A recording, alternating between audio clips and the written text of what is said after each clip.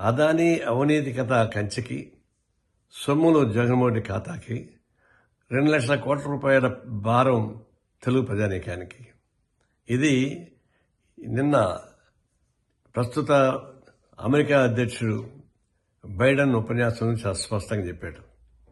ట్రంప్కు అనుకూలంగా అమెరికాలో ఉన్నటువంటి ఇలాన్ మస్క్ లాంటి కార్ల యజమాని మొదలుకొని వీళ్ళందరూ కూడా మితవాద ఆర్థిక సంపన్నులు ఒకటైనారని చెప్పేసి స్పష్టంగా చెప్పాడు. అది ట్రంప్కు అనుకూలంగా.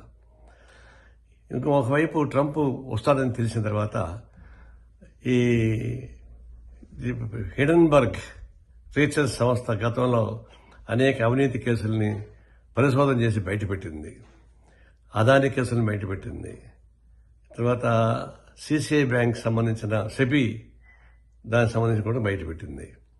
ఇవన్నీ పెట్టిన తర్వాత అర్థమైంది ట్రంప్ మళ్ళీ అధికారంలోకి వస్తే నన్ను జైల్లో పెడతాడని చెప్పేసి భయపడి ఈ హిడెన్బర్గ్ రీసెర్చ్ సంస్థ యజమాని దాన్ని క్లోజ్ చేసి పారేసాడు నిన్ననే.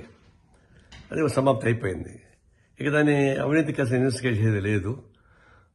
అమెరికా నడిబొడ్డు నుంచి అదానీ ఇచ్చిన లంచం కేసు ఆంధ్రప్రదేశ్ మాజీ ముఖ్యమంత్రి మీద ఆ కేసు నమోదయ్యింది.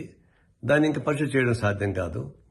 అందులో ట్రంప్ మోడీ ఒకటైన తర్వాత ఇలాంటి సంస్థలకన్నిటికీ అవకాశం ఉండదు. తప్పనిసరిగా ఇవి అవినీతిని అంతమంచిది కాదు, అవినీతిని పెంచి పోషించి నీతిని పాతాళలోకాన్ని తొక్కేటువంటి పరిస్థితి ప్రపంచవ్యాప్తంగా వచ్చేసింది. మేమేమో సకల కార్మికులారా ఏకంగండి అని పిలిపిస్తాం. కానీ ఇప్పుడు దాన్ని అది అటకెక్కింది. ఈ సంపన్నులందరూ, దోపిడీదారులందరూ, మితవాదులందరూ ఒకటవుదామని చెప్పేసి లైన్కి వచ్చారు. దానికి అటు మోడీ ఇటు ట్రంప్ నాయకత్వం వహిస్తున్నారు. దీన్ని బట్టి వామపక్షాలు తీవ్రంగా ఆలోచించాల్సిన అవసరం ఏర్పడింది.